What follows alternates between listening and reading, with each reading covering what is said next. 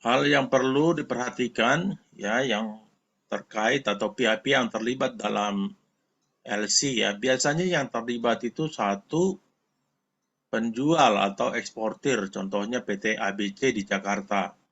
Yang kedua yaitu pihak pembeli atau consignee atau customer. Kita kasih aja contohnya mungkin di Adidas Jepang seperti itu. Yang ketiga tentu bank pembeli opening LC, opening bank. Itu biasanya umpamanya Adidas Jepang membuka LC di banknya di sana, taruh aja di Jepang biasanya ada BOT, Bank of Tokyo ya. Mereka membuka LC, nanti Bank of Tokyo tentu juga menghubungi banknya yang ada di Jakarta, Bank of Tokyo yang cabang di Jakarta ya. Jadi ada 4 ya, dan juga ada yang lainnya ya. Yang pertama kontrak jual beli ya, atau sales kontrak oleh eksportir dan importir. Ada kontraknya dulu ya. Tentu di kontrak itu mencantumkan berapa banyak barangnya, terus berapa harganya, macam-macam lah di kontrak itu antara si penjual dan si pembeli. Yang kedua, pembukaan dan penerusan LC yang tadi saya bilang, kalau umpamanya Adidas di Jepang, atau Adidas di Tokyo gitu, dia bisa buka LC-nya di banknya ya, di bank pembuka ya.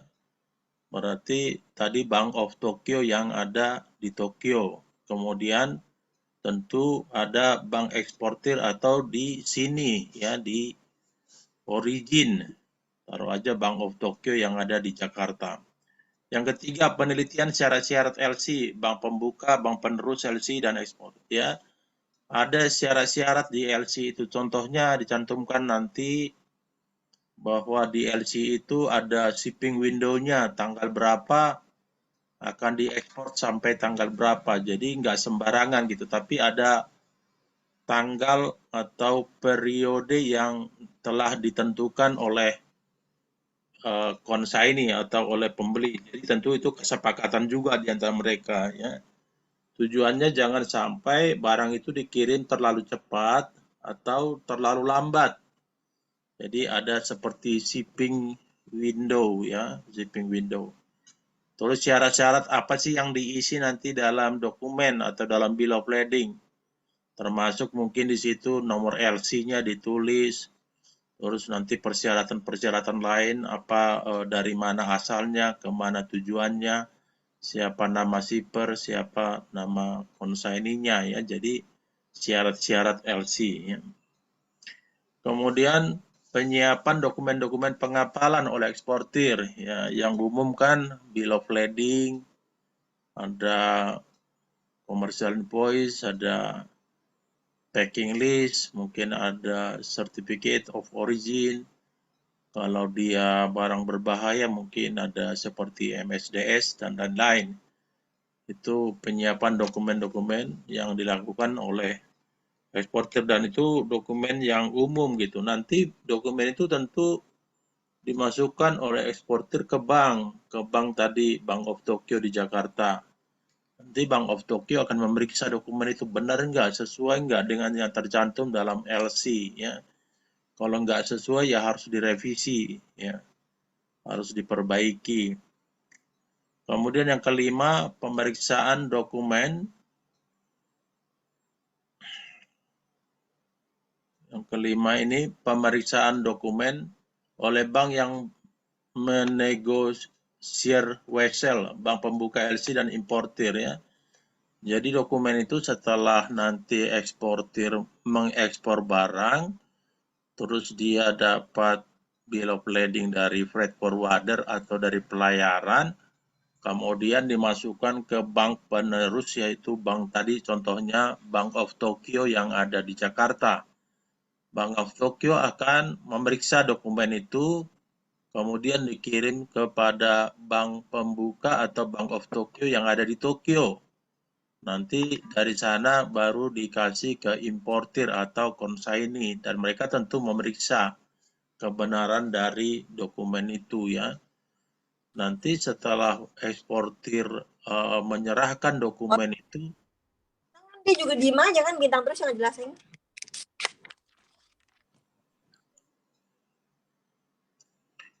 Nanti setelah eksportir menyerahkan dokumen tersebut ke pihak bank, baru pihak bank mencairkan uangnya ya kepada penjual atau eksportir. Jadi sepertinya si konsaini atau si customer sudah mendepositkan sejumlah uang di bank. Nah, ketika nanti dokumen diterima oleh pihak bank, baru dicairkan uangnya. Jadi itu seperti garansi atau jaminan. Yang keenam, penyerahan dokumen untuk pembayaran oleh eksportir, bank yang menegosiasi, ya tadi saya jelaskan juga itu. Yang ketujuh, penyelesaian pembayaran oleh bank yang menegosiasi wesel, bank pembuka LC, dan importir ya. Antara importir juga tentu ada kesepakatan ya, bahwa nanti setelah dokumen diterima sama si bank yang pembuka LC itu atau bank pembuka, nanti dokumennya juga dikasihkan kepada importir dan importir akan menggunakan dokumen tersebut untuk proses barang, pengeluaran barang dari bea cukai atau dari customs ya. Syarat umum yang harus dipenuhi yaitu satu, LC yang dibuka haruslah komersial atau dokumentari LC. Dalam hal eksportir mendapatkan fasilitas kredit bank, maka LC yang diterima harus dapat bersifat irrevocable ya, irrevocable ya. Ini ya, jadi sini katakan bersifat komersial. Apa sih komersial itu? Dagang ya, commerce kan, itu dagang. Ada nilai uangnya. Nah, itu yang dikatakan bahwa LC itu dibuka haruslah yang ada nilai dagangnya ya. Jadi kalaupun dapat fasilitas kredit dari bank ya, jadi nama LC-nya itu disebut dengan irrevocable LC ya. Yang kedua, dokumen pengapalan sekurang-kurangnya harus terdiri dari satu set lengkap ya. Tadi bill of lading ya. Umumnya sih bill of lading ini yang dikeluarkan oleh freight forwarder yang disebut dengan house bill of lading, sementara bill of lading yang dikeluarkan oleh pelayaran disebut dengan master atau ocean bill of lading. Kemudian invoice atau commercial invoice yang diissued atau dikeluarkan sama si shipper atau eksportir. Di invoice itu menjelaskan atau mencantumkan harga barang yang diekspor. Kemudian dokumen asuransi ya, tentu barang perlu diasuransikan ya untuk lebih garansi kalau ada apa-apa di jalan. Dan biasanya kan asuransi itu berlaku, kadang-kadang kami kalau import gitu personal effect atau barang pindahan itu asuransi masih berlaku sampai 60 hari setelah barang sampai.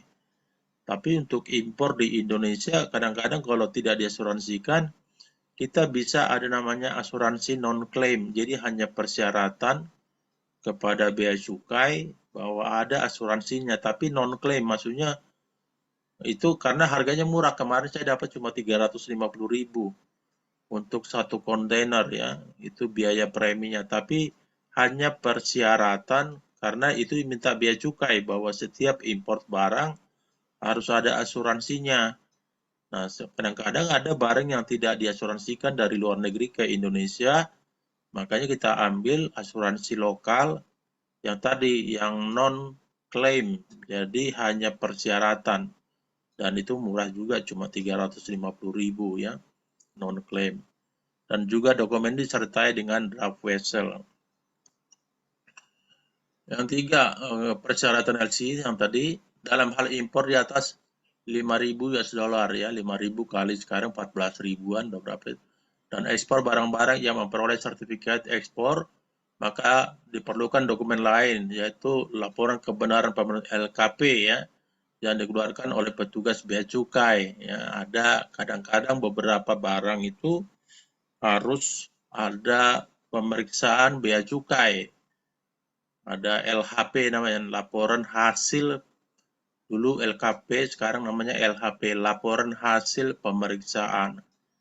Jadi barang itu diperiksa dan harus sesuai dengan dokumen, bukan penyeludupan. Kalau penyeludupan kan di dokumen isinya apa, barang aslinya apa gitu, berbeda gitu.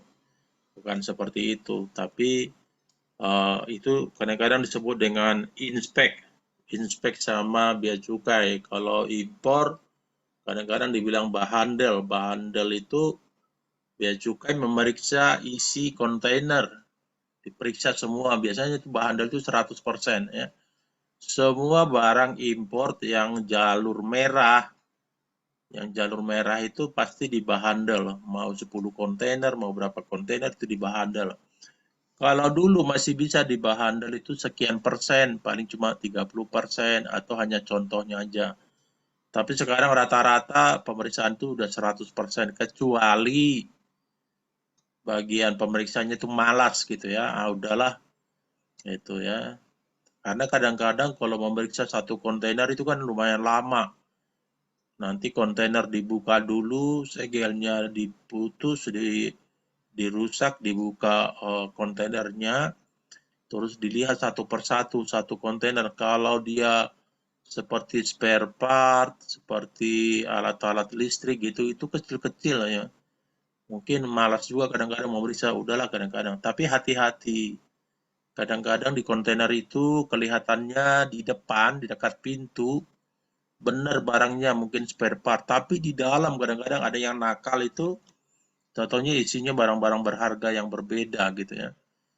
Itu kadang-kadang kenapa bea cukai itu memeriksa barang, karena nggak sesuai dokumen, barang yang tertera di dokumen dengan yang aslinya di dalam kontainer ya. Itu namanya penyeludupan. Kenapa ada penyeludupan? Karena untuk menghindari bea masuk. Bea masuk umpamanya barang tertentu yang mahal, mungkin bea masuknya mahal. Atau mungkin karena tidak ada atau lartas, kena lartas ya. Lartas itu larangan terbatas. Nanti kalau waktu kita habis ya, di waktu Zoom ini habis, minta tolong masuk lagi sekali lagi, jadi kita sambung lagi tadi di link yang sama yang tadi. Yang keempat, dokumen-dokumen pengapalan lain yang sering ditambahkan disyaratkan dalam LC, Letter of Credit, adalah tadi packing list. Kalau tadi commercial invoice itu isinya kan mengenai harga barang. Kalau packing list itu mengenai listnya barang itu loh, detailsnya. Apakah dia menggunakan packing karton, package-nya mungkin pakai kerat, pakai case, dan lain-lain. Kemudian berapa beratnya, bahkan bukan hanya berat keseluruhan, bisa juga per item berapa beratnya, berapa volumenya, berapa quantity. Jadi itu yang disebut dengan packing, namanya juga packing ya. Daftar pengepakan atau daftar package.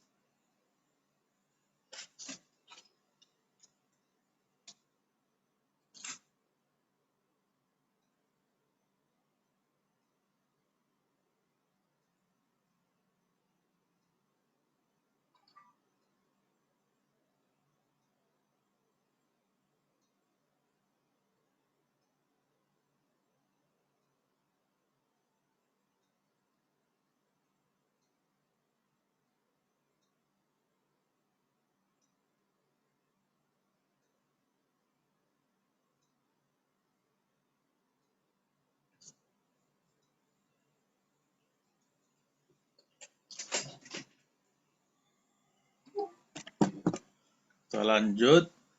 Yang tadi ada packing list, certificate of inspection. Jadi kalau barang itu diinspek, biasanya yang bisa inspek itu Sukovindo bisa, ada juga dari bea cukai, ada juga yang inspek itu dari BV. BV itu Bureau Veritas ya. Jadi ada juga kadang-kadang independent surveyor yang sudah di-appointed by bea cukai seperti itu ya. Kemudian certificate of origin atau apa namanya, surat keterangan asal ya.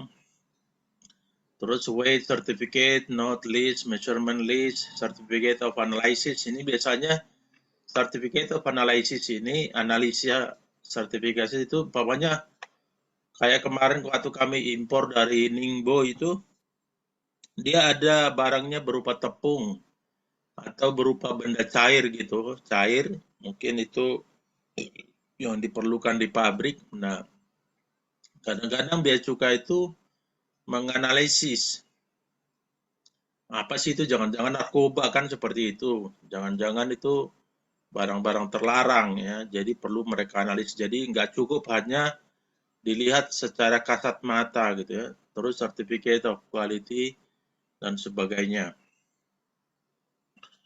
Prosedur singkat transaksi ekspor impor dengan LC ya secara umum ya. Satu, importir, tadi saya dijelasin di awal ini, importir mengajukan permohonan kepada bank pembuka ya. Bank pembuka, tadi saya bilang contohnya seperti Bank of Tokyo di Tokyo. Issuing atau opening bank untuk membuka LC yang ditujukan kepada eksportir, sebelumnya telah ada sales contract ya. Tentu itu ditujukan kepada penjual atau eksportir yang ada di Indonesia contohnya ya. Tapi sudah ada sebelumnya sales contract antara importir dan eksportir.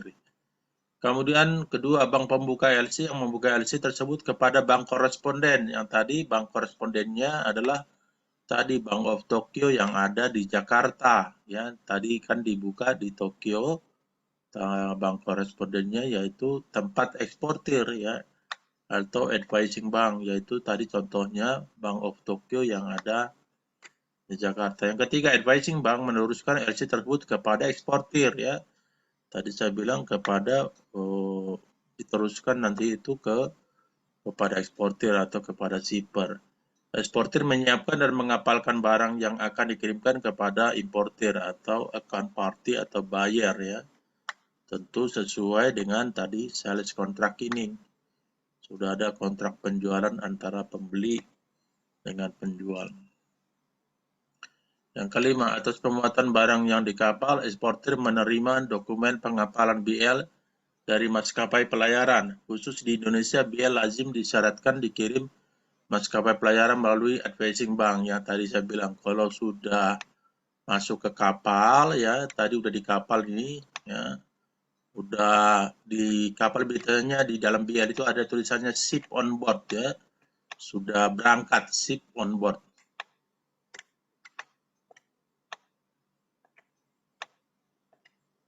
Ship on board. Nah, itu berarti kapalnya sudah berangkat ya. Nah, kalau kapal sudah berangkat berarti BL sudah bisa dikeluarkan. BL tidak boleh dikeluarkan kalau kapal belum berangkat ya. Makanya ada tulisan ship on board. Umpamanya saya hari ini ada ekspor ke Karachi dari Surabaya, itu biji coklat ya, 120, satu kontainer pendek. Itu rencananya berangkat malam hari ini dari Surabaya menuju Karachi. Tentu malam hari kan tanggal 7, hari ini kan tanggal 7 kalau nggak salah ya. Tanggal 7 berarti jamnya kan belum pasti, bisa jam 20, bisa jam 23, tapi bisa juga jam 24, tapi bisa juga lewat jadi jam 1 pagi besok. Berarti kalau umpamanya berangkat malam hari ini, sudah fix kapalnya itu udah departure, udah berangkat, udah ship on board, berarti besok tanggal 8 saya sudah bisa keluarkan bill of lading, harus bill of lading. Tapi kalau ternyata kapalnya delay, tadi aturannya mungkin jam 23, ternyata delay, mundur ke besok jam 2 pagi baru berangkat, berarti saya belum bisa keluarkan bill of lading besok tanggal 8, karena departure-nya juga tanggal 8. Baru saya bisa issue bill of lading tanggal 9 atau one day after the vessel departure, seperti itu. Jadi udah di kapal. Kemudian eksportir menerima dokumen pengapalan bill of lading dari freight forwarder atau dari pelayaran. Khusus Indonesia, BL lazim disyaratkan dikirim maskapai pelayaran melalui advising bank ya. Tadi melalui Bank of Tokyo ya. Nanti si eksportir kasih ke bank itu dokumen bill of lading. Nanti banknya itu kirim lagi ke bank pembuka tadi, Bank of Tokyo yang ada di Tokyo. Dari bank itu nanti dikasih kepada pembeli. Nanti ketika sudah terima dokumennya, si pembeli tentu mengurus semua proses kepabeanan yang ada di destinasi, yang ada di tujuan. Entah itu ke pihak pelayarannya, ke pihak banknya, ke pihak bea cukainya, kemudian nanti kalau sudah semua selesai, mungkin termasuk juga pembayaran bea masuk dan pajak, baru barang kontainer bisa diizinkan keluar dari pelabuhan ya. Keenam, dokumen pengapalan serta wesel kemudian diserahkan eksportir kepada advising bank yang meminta bertindak sebagai negotiating bank. Bank yang di sini ya, bank yang menegosiasikan wesel. Yang menjadi negotiating bank, ini boleh juga bank lain, tergantung keinginan eksportir ya.